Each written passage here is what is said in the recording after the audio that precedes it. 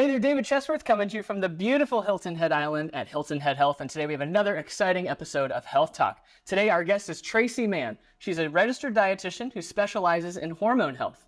She has a passion for building relationships and helping others. She's the founder and owner of Everyday Nutrition. She has a bachelor's of science in nutrition and is also a master's in nutrition and dietetics and has worked with the University of Nebraska Medical Center. Throughout her career, she has discovered her passion for serving women with hormone issues and went on to open her own practice, which is Everyday Nutrition. At Everyday Nutrition, she assists women holistically with hormone balance and overall health through improved nutrition and lifestyle choices. She specializes in PCOS, polycystic ovarian syndrome, which is a misunderstood disease that requires ongoing support to achieve maintenance. She has helped numerous women reduce or eliminate their symptoms without the use of hormonal birth control. So she has helped several more achieve pregnancy without medical intervention. She helps women of all ages naturally manage PMS, acne, cycle health, fertility, weight, and much more. So Tracy, that is a wealth of information that I feel like you're going to share with us today. Did I miss anything about that intro with you? No, I think you covered it all. Excellent. Covered it all. Well, so Tracy, can you please share with us a little bit more about what got you interested in this career path? Yeah. Well, I've always been interested in health and wellness and nutrition, just being a high school athlete. And I got sick in high school and started to just see how nutrition played a role in those illnesses and also how they impacted my nutritional health. But where I kind of landed on what I do now really started about 5 years into being a dietitian. Um, I I was hearing and seeing a lot of clients with this condition called PCOS. I had no idea what it was or how impactful it was on women's health until I started to investigate a little bit more. And I was very frustrated that the main medical treatment was hormonal birth control. I was like, there has to be some other ways to help manage all of these symptoms. And so that's what started my deep dive and really started forming my passion for helping others. So I'm sure we'll get more into this, but what are some non-medicinal hormonal ways to treat PCOS? Yeah, I like to approach it from a foundational hormone approach, which is really insulin and cortisol. So, cortisol, a lot of people I think know, is related to a stress response in the body. And insulin is the main hormone that helps regulate our blood sugars. And when we start to have some inefficiency occurring with insulin, it leads to a lot of the symptoms that women with PCOS have. And what I'm learning as I continue my dive into women's health is it actually impacts a lot of symptoms that women, even without PCOS, have. Interesting. So Yeah. so in a lot of cases with PCOS, it's really driven by an insulin imbalance. Did I understand that correctly? Yes, about 70 to 80% of women diagnosed with PCOS have insulin resistance. And is that, to your knowledge, is that a cause and effect? Like the insulin resistance leads to the PCOS, or does the PCOS result in insulin resistance? It's still a little bit of a gray area, but my clinical and critical thinking leads me to think that insulin resistance kind of leads to PCOS, but there's nothing in the literature right now that actually indicates a cause for PCOS. Okay, so that's still an uncharted territory of things to learn. Yes. So with that in mind, then, since there's still a lot of unknowns, what are some things that you might do to help people with their insulin resistance, which then in turn might help with PCOS? Yeah. Well, let's start with kind of what leads me to discovering that clients have PCOS because it is not investigated very well by traditional Hmm. medical practitioners. So clients usually present to me with weight gain without changing anything that they are doing in their lifestyle and nutrition, or maybe they weren't doing the best with eating and exercise and everything, but they start to apply those practices and they are having such a hard time losing the weight, the irregular cycles, the infertility, the acne, all of that, they'll come to me and they're like, I don't know what's going on. So that usually, those symptoms are usually my first indicator. And then we'll take a look at lab work, but I'm often seeing that missed in the lab work because doctors and, other more traditional health practitioners are focusing on blood sugar and hemoglobin A1C primarily. And insulin's job is to keep those numbers in normal range. So they don't tell us anything about what insulin is doing to help manage those blood sugars. So I'll ask for some additional lab work. I'd say 75% of the time the doctors are willing to dig a little bit deeper, and then we find out that they are having even just the beginning stages of insulin resistance. So I start to then approach nutrition from I like to do balanced macros, so a nice balance of carbohydrates, fat, and protein, along with looking at what types of activity is going to be the most effective. There's some well-researched and well-studied supplements that help with insulin resistance as well. So we start building a plan around some of those more natural means to help improve insulin response. I see. So for anyone listening who maybe doesn't fully understand when you say macro balancing, can you explain a little bit more what you mean by that? Yeah, so macronutrients are nutrients that provide energy. We call it calories, but really it's just energy to our bodies. And those macronutrients are carbohydrates, fat, and protein. And the body is designed to handle basically a certain amount of those macronutrients at certain times to help extract energy to fuel your body.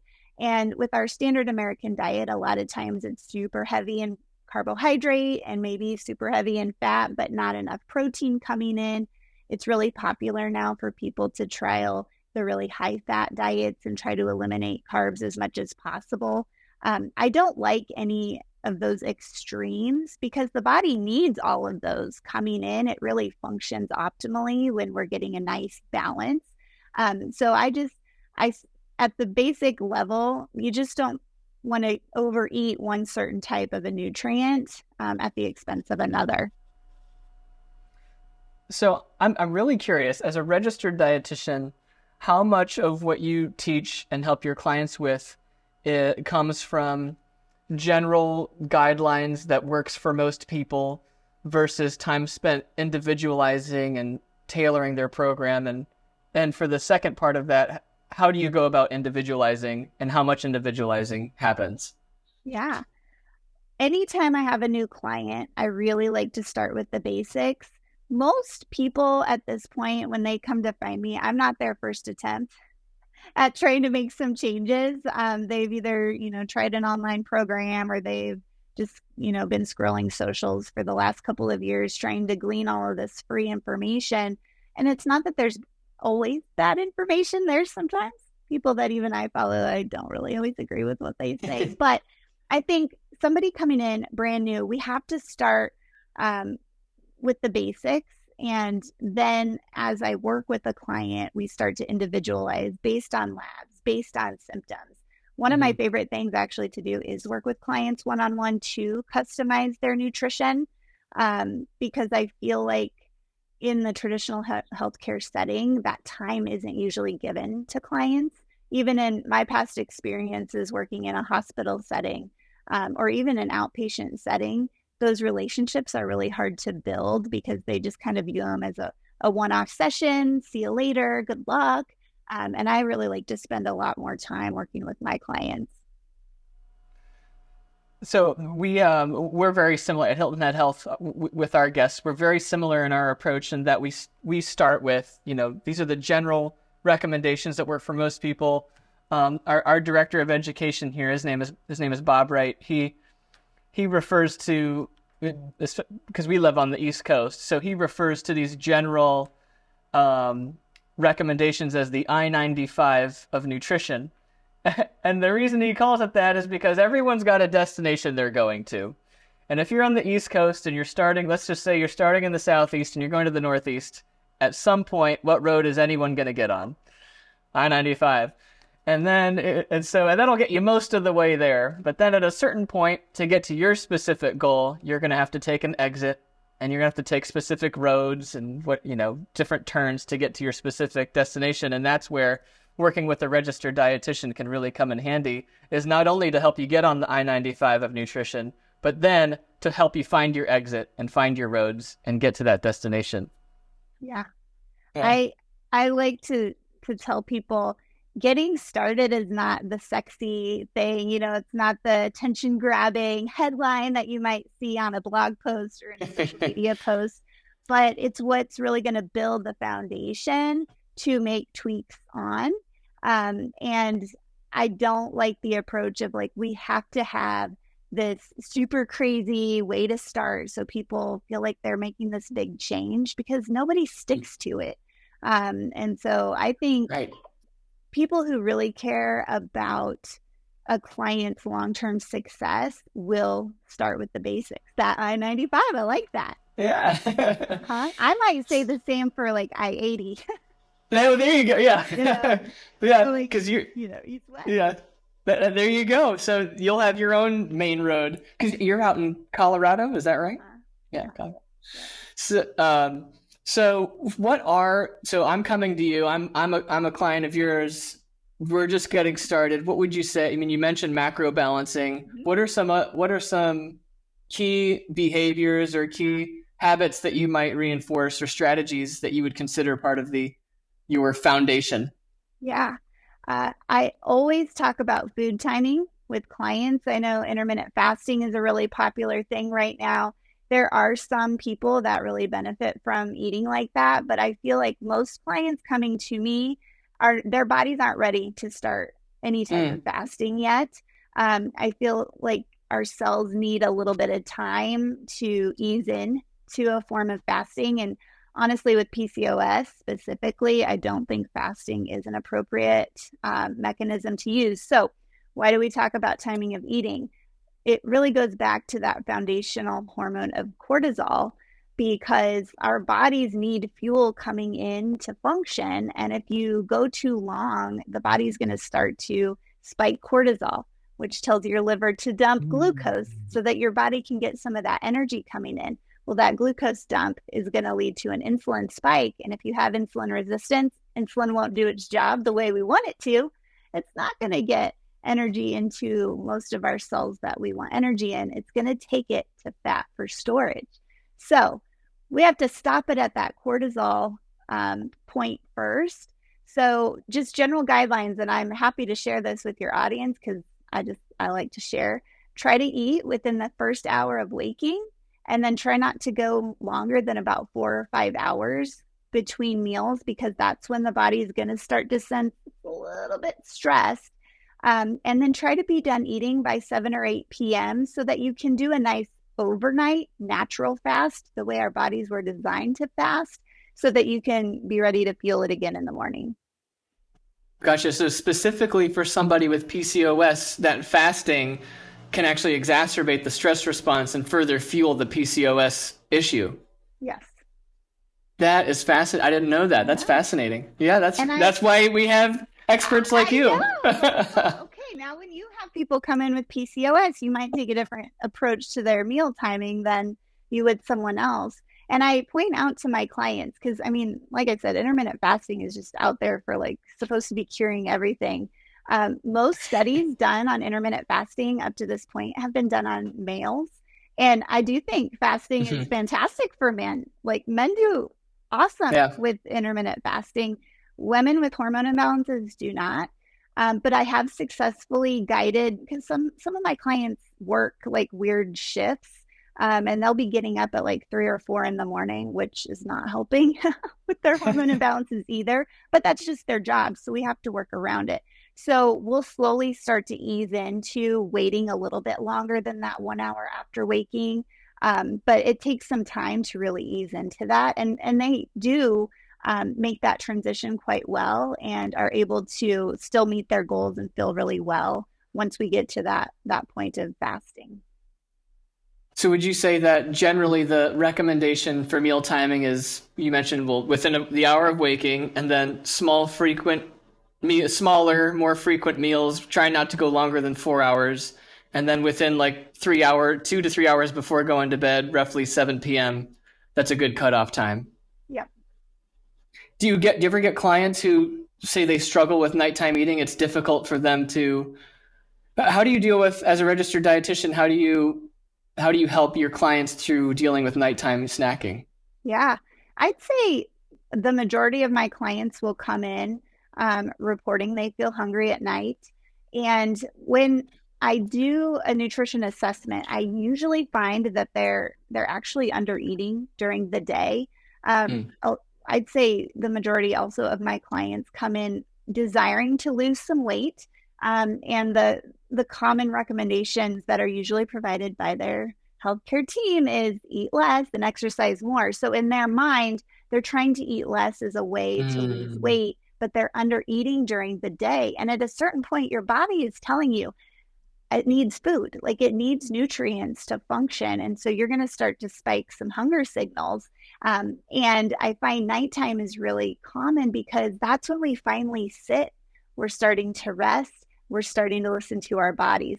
So it's pretty amazing. Usually within about the first week of implementing the new timing, and ensuring that when they do eat their meals and snacks, that they're getting enough to eat, they'll start to say, I'm not hungry at night anymore. Like, I know, it's amazing when you feel your body during the day, it's not hungry at night. That's so you might even say like the first week it might be uncomfortable. Trust the process. Go for that meal frequency. Make sure you're getting a substantial meal so that you're satisfied. Yeah. And that's probably, I imagine, where some of that macro balancing comes in because if someone's not getting enough protein or fat and too much carbs, they might be, They're unsatisfied. yeah, unsatisfied. Yep. So we've got meal timing, macro balancing. Are there any other key pillars of yours when someone first gets started with you? Yeah. I've Yeah. got some supplements that I have a main three that I usually tell Okay. people we can start with these. I feel pretty comfortable recommending them, even if we don't have lab work back. And I'm happy to share those as well. Yeah, I do I'm very curious. Yeah, I do Yeah. typically then, the longer I work with clients, we'll start to either add in a few others that might be helpful for their case if they're not quite seeing the results that they are looking for. Sometimes we'll get lab work back and they'll be doing really well with the nutrition, the exercise, sleep, stress, all of those things that can impact um, your health. If they're really doing well with those, then I'm fine. I don't think supplements are necessarily something that people need to be on long term, but sometimes they are. It just depends what's going on. But the Mm. three that I like, these are specifically my PCOS clients, but I have successfully introduced them to some of my other not diagnosed PCOS clients, but definitely have very classic insulin resistance Mm. symptoms. Um, Inositol is a really good one. I like a blend of Myo and D-Chiro inositol. What inositol does is it helps with how your cells recept insulin. So basically, it's kind of helping with those receptors on the cells. We couldn't really do that only through nutrition and lifestyle. So that's a really key component as we're looking at just fixing things from the root cause, right? Berberine is another one that's really helpful for supporting the liver in its management of glucose as well as like cholesterol and toxic removal and hormone balance. So I like berberine along with inositol. And then NAC and acetylcysteine is my other favorite. It's a really powerful antioxidant, even more powerful than vitamin C or vitamin E, with helping with cell turnover. So as we're supporting all of these cells in the body, we want a nice rapid recovery so that we can start to see results faster. And is that something that by default you'll use with every client, or is that something that you'll introduce if you see that something's not working, or does it just depend on the client? I I would say 80 to 90% of the time I'm starting clients there, especially if they're pretty classic in the insulin resistance symptoms. Um, Inositol is really helpful for fertility. So if I have a infertility client or somebody just looking to Mm. support that, I might start with that and maybe not the other two. So it just kind of depends, but it's a very common trifecta of supplements that I use. Interesting. So in that you mentioned briefly, I think I heard you say sometimes it'll be like a temporary boost that helps them, and then for some people they stay on it. How do Yep. you determine who is who? This is where that individualization piece comes in. We monitor all the symptoms, make sure they're meeting their goals that we have set. If I'm working with clients on like a 6 month or a 12-month program, we'll recheck labs at least once or twice just to see if that insulin response is coming down. But I'd say most often I go by symptoms and make adjustments based on that. Gotcha. So you've got the macro balancing, the meal timing, and supplements that, you've got three general supplements that you might use for a wide variety of your clients, but you can also tailor them and individualize as needed as they go. Okay, Yeah. cool. I haven't heard of any of those supplements before. Those are all new supplements for me. Yeah, I know. I do. I need to check them out after this. Go learn about them. But that's really interesting, especially the how one of them I'm not going to remember that is more useful for fertility, whereas the other two are kind of general for all of them. Am I understanding that correctly? Okay. Yep. So, yes, it's the inositol is the one Inositol. that's helpful for fertility specifically because it really is helpful at the ovarian level Mm-hmm. of the body, ovarian cells. Um, Berberine it started out being highly studied in type 2 diabetes. And because there's so many similar symptoms to type 2 diabetes and PCOS, they started to do studies in PCOS on the berberine. So that one is really helpful for the blood sugar management piece. So a lot of the clients that we get, we refer to them as guests here at Hilton Head I Health because love it. yeah, it's because they're coming to stay with us. It's a healthy vacation. They're also there to change their lives, live healthier. So a lot of them, all like you, come to us because they want to lose weight, and it's not uncommon to see someone with PCOS or to see someone with other hormone related issues, but the core theme that we see is weight. And I know that you said that you get a lot of clients who come to you about weight, and you mentioned insulin plays a role with that. What do you think, in your opinion, your professional opinion, what are the biggest drivers towards weight gain and weight loss from a hormone perspective? Well, I really, it's insulin. And I always remind Mhm. everybody insulin is a hormone. Yeah. I think sometimes we think of hormones only as like the sex hormones, like estrogen and Right. progesterone and testosterone, but really insulin is a hormone. Um, but I see I see lack of quality sleep and stress playing such a big role in the weight management piece of my clients.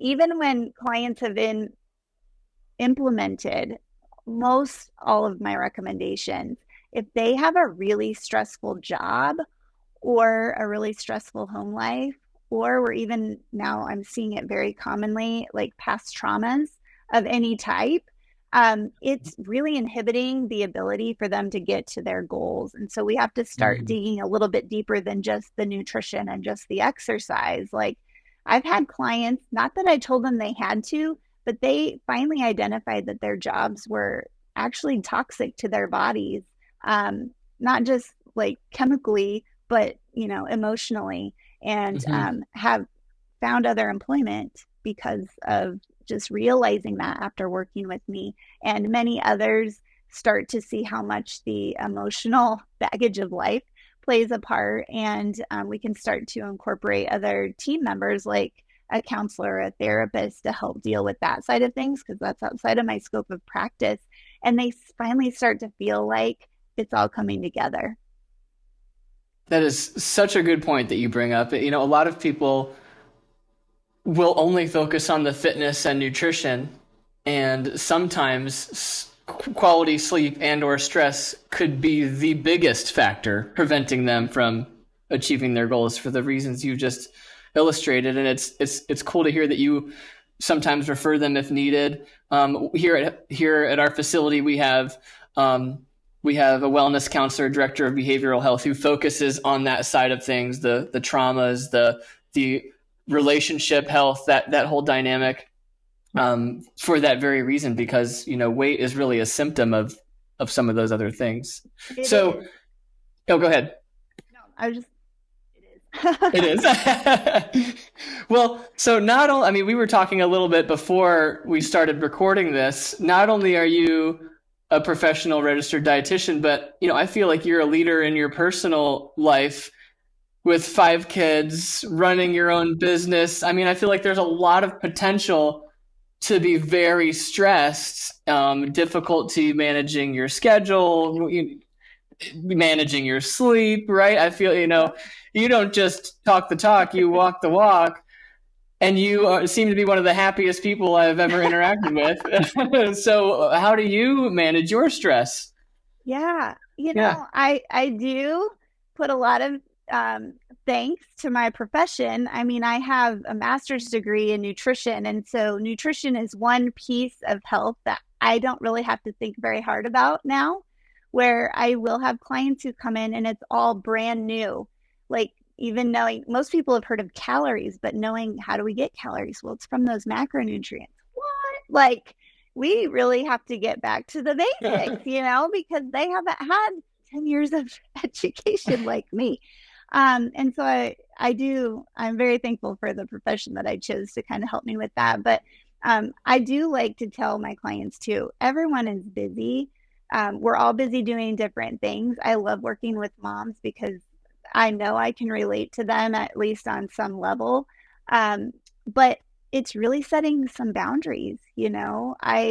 I could stay up until 2 a.m. doing things around my house. There is always stuff to do around my house, but I know that will not help me feel better tomorrow. So sometimes I'll leave dishes in the sink. I will leave the pile of toys because I have to get some quality sleep or I will be done for. I will admit to everyone I ever talk to, I don't like working out. It's not my most favorite thing to do. I love going on walks, and it's my husband and I have now for the last ever since COVID, really last 3 years, we have prioritized most days of the week going on a walk. It's usually about 3 miles, and that's really what helps, I think, keep my hormones balanced and just keep me happy, I guess, like you noticed. So it's taking little baby steps.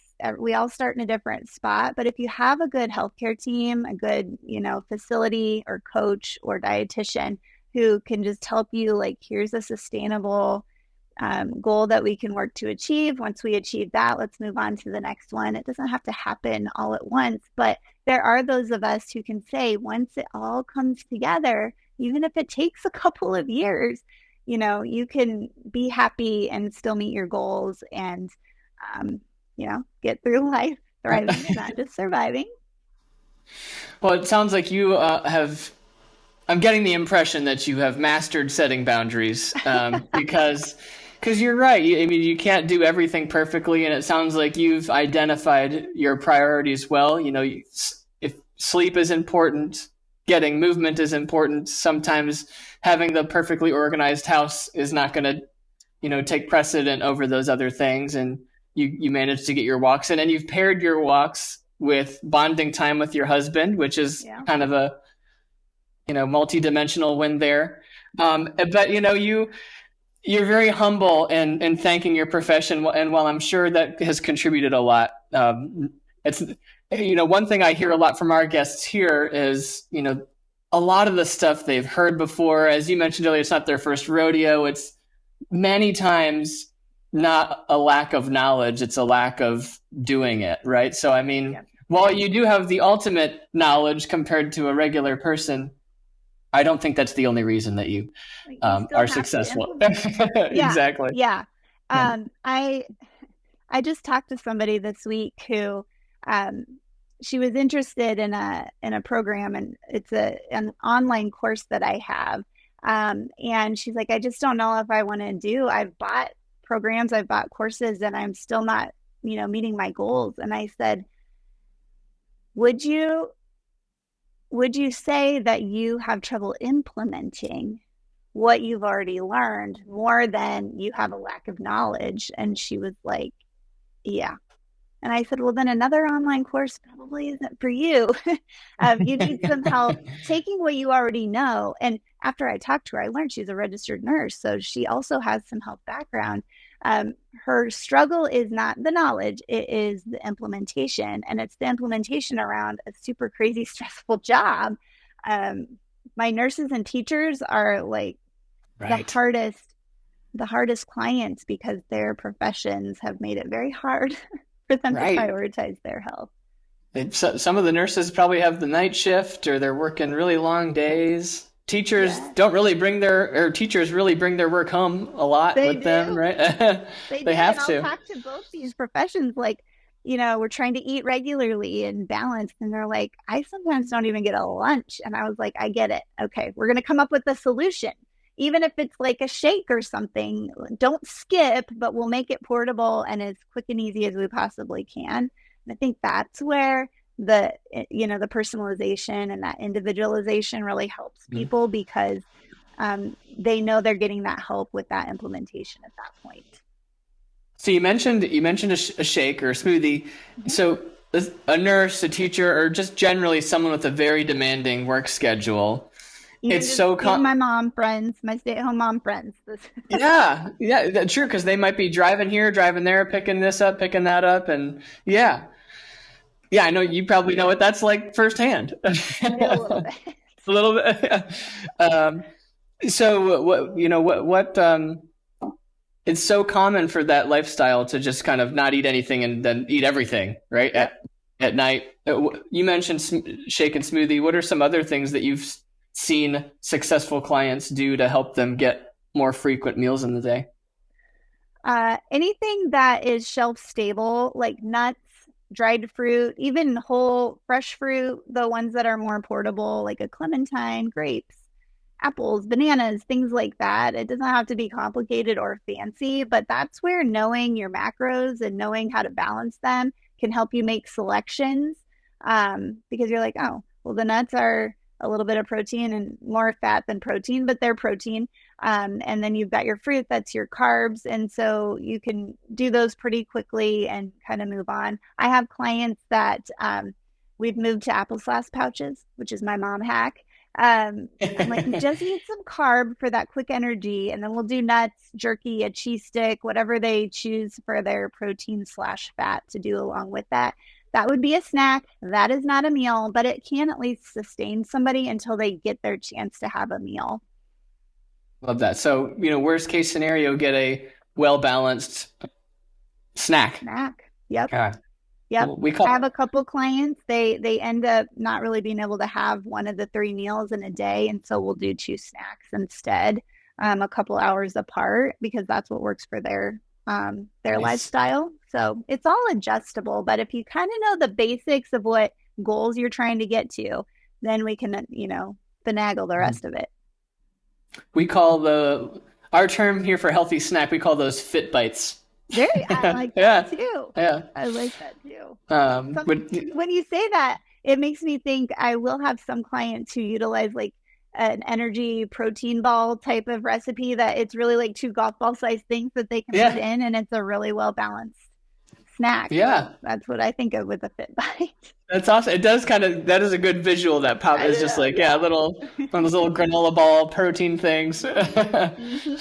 Yep. um, So earlier we touched on sleep a little bit. I was recently talking to a sleep expert about this, and she educated me on a detail that I did not know. Obviously, I already knew the importance of sleep and how it can affect your hunger hormones and your appetite and all of that. But one thing she mentioned that I thought was interesting is she said that if you take the same exact meal plan, the same exact caloric intake, same exact exercise level, and you take someone who's sleep deprived and someone who's well rested, this person who's sleep deprived will still be at risk of gaining weight or not losing as much weight, even though they're still theoretically eating the same amount and doing the same amount of activity. Their resting metabolism goes down, it changes, and I didn't realize it was to that level, and I'm curious if you've heard that before. Um, Yeah, yeah, I yeah. have heard of that, and I don't know if there must have been something out recently, which is why it was top of mind or not. But I had read that, and I believe that it's due in part to that cortisol and insulin response that I mentioned previously, because you're going to get a lot of fat storage happening when your body's under that kind of sleep deprivation. Another tidbit that I've heard that I share with clients is we go through. Um, I can't even remember the scientific name of whatever this process is, about 3 hours after we fall asleep. And naturally, our bodies want to go through it's kind of a repair, cellular repair process. Our body naturally wants to do it around 1 p.m. or 1 a.m. And so going to bed at like 10 is really good to help get to that rapid repair state at the time that the body wants to do it at 1 a.m.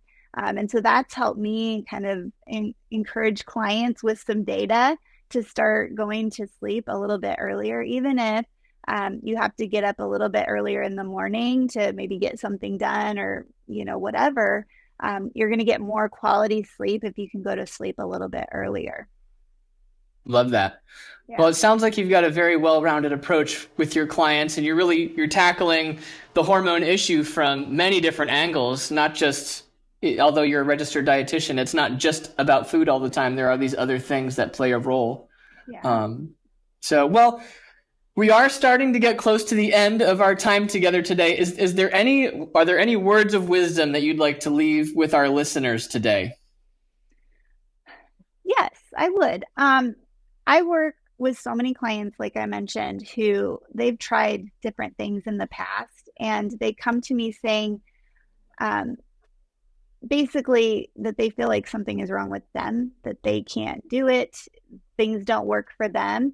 And I just want to encourage people who maybe are starting to feel that way that if you can find the right care team or the right person to help you, um, you can see results and you can get to your goals, even if other approaches haven't worked in the past. So, not to give up, and it's never too late to focus on your health. Love that. It's never too late. Never That's too late. awesome. Never too Yeah. late. How can our listeners learn more about what you do, or can they continue following you, or is there anywhere they can find you? Yeah, I feel like I'm most of the common places. I have a website. It's everydaynutritionllc.com. I know it's long, but it's there. On social media for the listeners who have PCOS or suspect they might have PCOS, I'm on Instagram at manage.pcos.naturally. And for anybody else who doesn't have PCOS but wants a little insight into what I do with nutrition, dietitian_Tracy is where you can find me. Lots of places we can find you. Lots of Love it. places. If you want to Yeah. find me, you'll find me. I love it. Well, Tracy, thank you so much for your time today. It's been a pleasure. We'll have to have you back on sometime. Yeah, I'd love to.